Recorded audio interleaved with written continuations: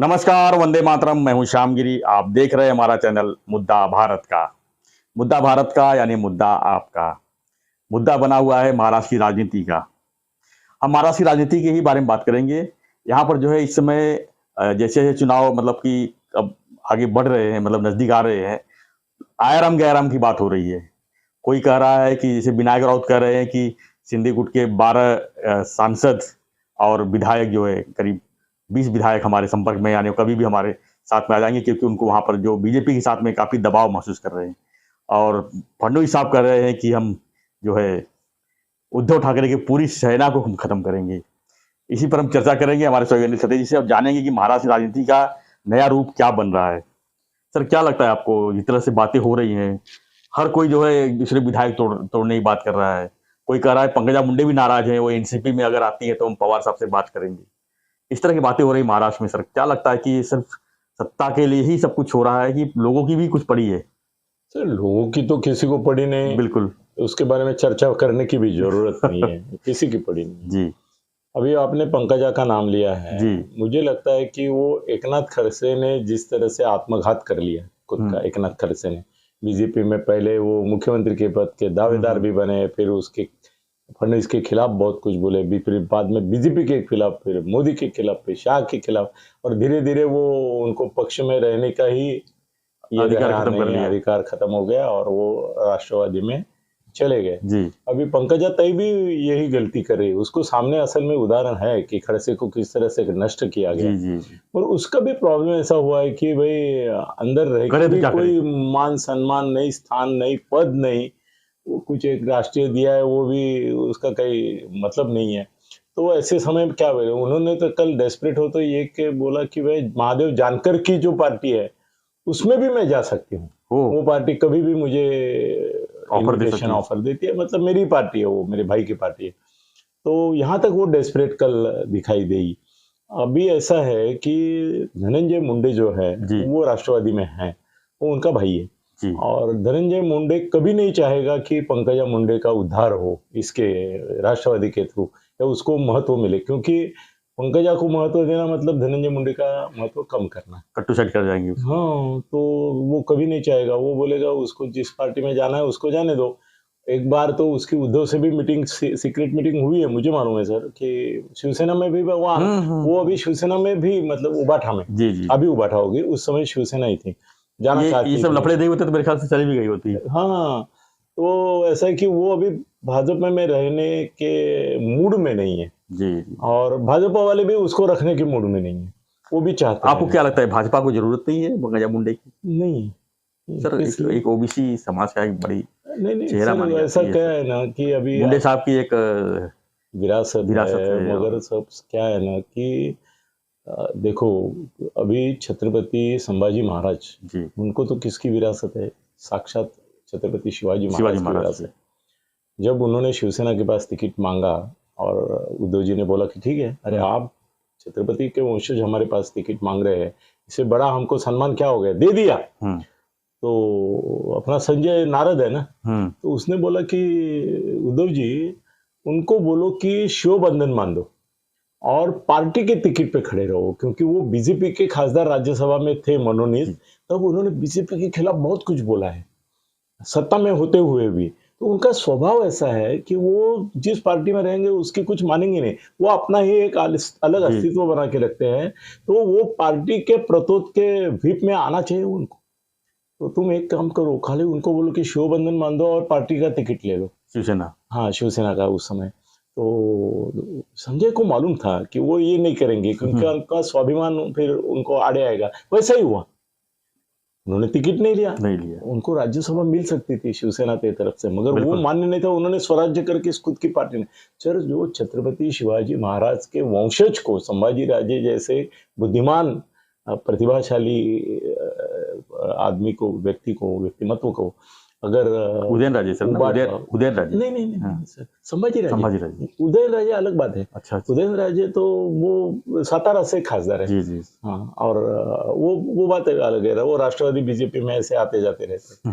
तो वो नहीं, ये संभाजी राजे छत्रपति जिन्होंने स्वराज्य पार्टी स्थापन की है अभी, और कल उसका बड़ा अधिवेशन हुआ, लाखों लोग जमा हुए थे, उनकी बात मैं कर रहा हूँ। तो उनको स्वराज्य पार्टी निकालनी पड़ी। अभी इतने बड़े आदमी को भी शिवसेना उभाटा ने एक संजय के कहने से नहीं दिए। नहीं दिया। तो पंकजा मुंडे तो वो कोई ये नहीं थे, इतने बड़े छत्रपति जी से तुलना की नहीं जा सकती उनकी। तो और वो बीजेपी अभी बोर हो गई है, वो भी कंटा गई है और ये भी बोर हो गए। अभी जाओ ना बाबा, ऐसे बोलते नहीं है मगर वो सोचते हैं कि इतना दुर्लक्ष करेंगे कि जाए।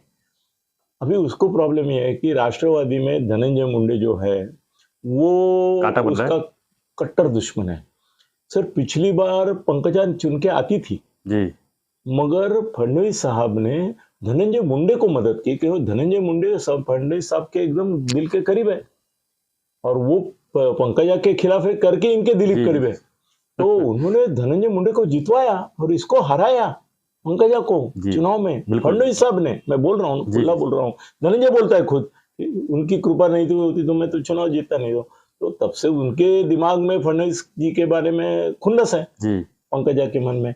वो बोलती है, कभी बोलती नहीं है, कभी सूचित करती है। मगर अभी ऐसा है कि पंकजा अकेली बाहर निकलेगी ना, फिर मजा नहीं आएगा उसको, फिर महत्व नहीं मिलेगा उसका अकेला बाहर जाना नहीं। उसको कम से कम 5 या 10 बीजेपी के आमदार अपने साथ लिए और रिजाइन कर दिया, क्योंकि 2/3 से होता नहीं सर। उसको बीजेपी में फूट करके महाआघाड़ी को एक अलग ये मिल जाएगा, टर्म कार्ड मिल जाएगा। बट ऐसा संभव है सर? क्यों जाएंगे? अभी सत्ता में बीजेपी फिर से है भी और आने वाली है, नहीं जाएंगे तो उसको अकेले को ही जाना पड़ेगा। मुझे ऐसा लगता है कि जो मैं जानता हूँ वो क्या करती है, आक्रमण करती है फिर एकदम सरेंडर हो जाती है, आक्रमण करती है सरेंडर हो जाती है। तो अभी कल यहाँ तक वो आ गई है, मगर फिर भी वो बोलेगी कि मुझे अगर वो वहां पे टिकट देते हो धनंजय मुंडे के बाजू के मतदार संघ में, अभी धनंजय मुंडे का तो नहीं दे सकते, उसके खिलाफ लड़ेंगे तो फिर वो नहीं, और वहां पे फिर वो यशस्वी होने की शक्यता नहीं है।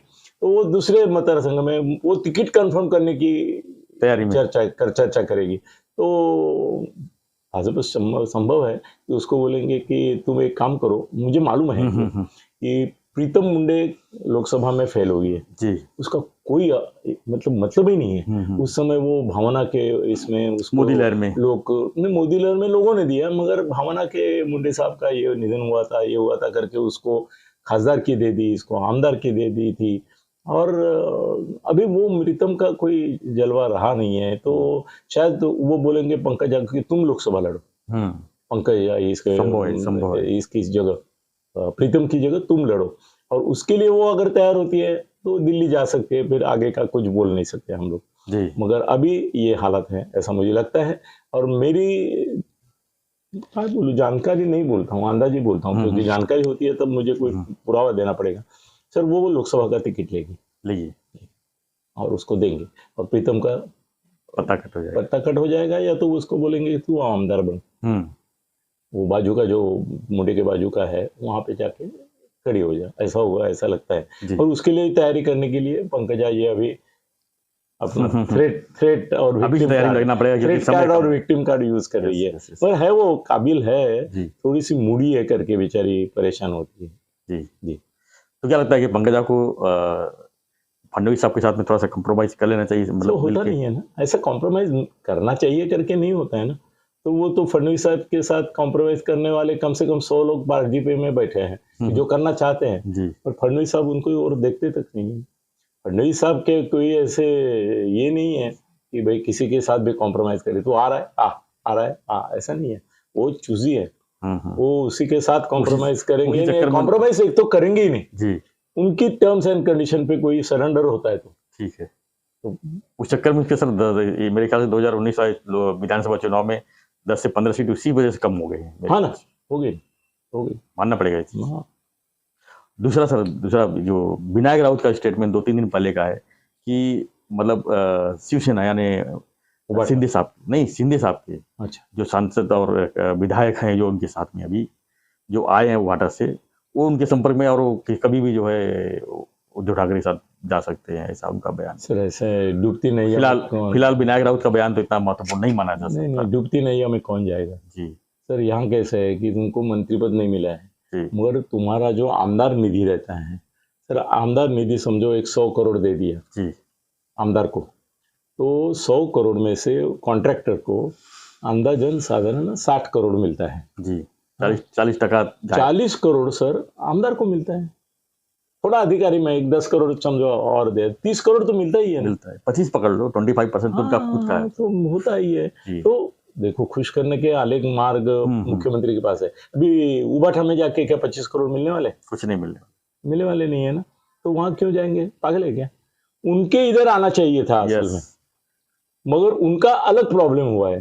वो राह देख रहे हैं कि ये जो पात्रता अपात्रता का सब झमेला है वो एक बार निकल जाए तो फिर सोचेंगे। तो समय कहाँ बचेगा सर? कोई जरूरत मंत्रिमंडल विस्तार में लगता है नहीं, मंत्रिमंडल में उनको जाना ही नहीं है उनको आने के बाद, मगर इलेक्शन के एक दिन पहले भी लोग जाते हैं। फॉर्म भरता है ये पार्टी का और वो पार्टी में जाता है। नाइक साहब का जैसे हुआ था और बहुत सारे लोगों का 2019 में। हाँ, तो लास्ट में उन्होंने एनसीपी छोड़ के सीधा बीजेपी का फॉर्म भरा। वो तो होता ही है जी। आगे क्या रणनीति, क्या लगता है महाराष्ट्र की जो राजनीति है किस तरफ जा रही है? सर वो अभी ऐसा है, इसमें जो है पूरा डमाडोल है, यानी कौन किसी तरफ है, कौन क्या है, इंटरनल समझ नहीं आ रहा है, क्योंकि लास्ट मोमेंट में कुछ भी हो सकता है। सर देखो अभी ये एक दूसरे के ऊपर पार्टी बदलने के आरोप करते हैं। अभी संजय ने बोला, टीवी पे बोला, आज मेरी बात नहीं हुई उससे, वो बोला कि भुजबळ पार्टी की लॉयल्टी की बात करते हैं। वो शिवसेना में थे, बाद में कांग्रेस में थे, बाद में राष्ट्रवादी में है, और अभी बीजेपी जाने वाले जो लोगों की लिस्ट है उसमें नाम उनका पहला है। बोले ये किस निष्ठा की बात करते हैं, हमको क्या सिखाते हैं? वो सही है, सभी राष्ट्रवादी के सभी लोग कांग्रेस में ही थे जी, उनमें से कई तो दूसरे पार्टी से भी आए हुए हैं, तो निष्ठा विष्ठा कोई इनके लिए मतलब की बात नहीं है। सब अपने अपने फायदे में लगे हैं सर। कहाँ किसको सीट मिलती है, कहाँ किसको टिकट मिलती है, कहाँ किसको मंत्री पद मिलता है, सब उसी बारे में लगे पड़े हैं। वही लगा हुआ है, आने वाला कल किसका होगा, बस इसी चक्कर में लगे पड़े हैं। तो इसमें लोगों का क्या विकल्प कुछ है? लोगों को क्या, चोर और दरोडेखोर में एक को चुनना है। चोर थोड़ा चोरी करता है, दरोडेखोर ज्यादा जान से भी मार डालता है। तो ऐसा है जी। वो सर एक मुद्दा आपने उठाया था पहले, चांडाल चौकड़ी। आपने एक वीडियो बनाया, देखा मैंने। कुछ चांडाल चौकड़ी कौन है? वो 1 लाख के आगे गया है। सर वो चांडाल चौकड़ी के बारे में आरोप जो है वो फडणवीस साहब ने किया है, इसलिए गंभीरता से लेना पड़ेगा। उन्होंने बोला है कि एक चांडाल चौकड़ी है जो उद्धव ठाकरे को उध्वस्त कर रही है, ऐसा बोले हैं। वो चांडाल चौकड़ी का नाम उन्होंने नहीं लिया, मगर हम ले सकते हैं, हम बिंदास थे। तो उस चांडाल चौकड़ी के नाम, चौकड़ी मतलब 4 लोग, उनमें पहला नाम जो है वो है संजय राउत। आपके मित्र है तो क्या हुआ, जो है वो है संजय राउत है। दूसरा मिलिंद नार्वेकर है, तीसरा अनिल परब है, और चौथा तुम्हारा ये अनिल परब, इनके इसमें टॉप में वो क्या है, सुभाष देसाई। सॉरी सुभाष देसाई नाम लेने में इतना समय लग गया। हाँ, सुभाष देसाई का नाम नहीं याद आता है। वो ऐसा क्या बोलते हैं, वो गॉन केस है, मगर उन्होंने भी इसको मिसगाइड किया। तो वो चांडाल चौकड़ी जो बोलते हैं उसमें सुभाष देसाई भी है। अभी उसका बेटा दूसरे पार्टी में गया। अच्छा, बहुत पैसा खाया, बहुत पैसा खाया। उसके बाद बचने के लिए सामने की पार्टी में चला गया। बीजेपी में नहीं, शिवसेना और शिवसेना शिंदेगुट चला गया। और वो भी एक्सेप्ट करते हैं, क्या करेंगे, चलो सुभाष देसाई का बेटा है, उसको वही खड़ा करना। सुभाष देसाई तो खड़ा रहने वाले नहीं है, कीर्तिकर नहीं है, कीर्तिकर का बेटा इसमें गया उबाठा में, और कीर्तिकर इधर है। और कीर्तिकर की तो एक और ट्रेजेडी है सर, उनकी 3 शादियां हुआ है, मगर ऑफिशियली उनको ऑब्जेक्शन नहीं ले सकते आप। आप नहीं बोल सकते कि 3 शादी क्यों। और वो बम्बई में रहते भी नहीं है, वो पुणे में रहते हैं। अच्छा। और उन्होंने एक आग लगाई दी परसों अपने बेटे को फायदे के लिए। अमोल उभा रहा है ना, खड़ा हो रहा है ना उधर से, तो अमोल की बाजू भरभक्कम करने के लिए उन्होंने एक ये लगा दी बीजेपी के खिलाफ कि बीजेपी हमारे ऊपर अन्याय कर रही है, पक्षपात कर रही है, हमारे काम नहीं हो रहे। मतलब बीजेपी को अंदर से ये करना चालू किया उन्होंने।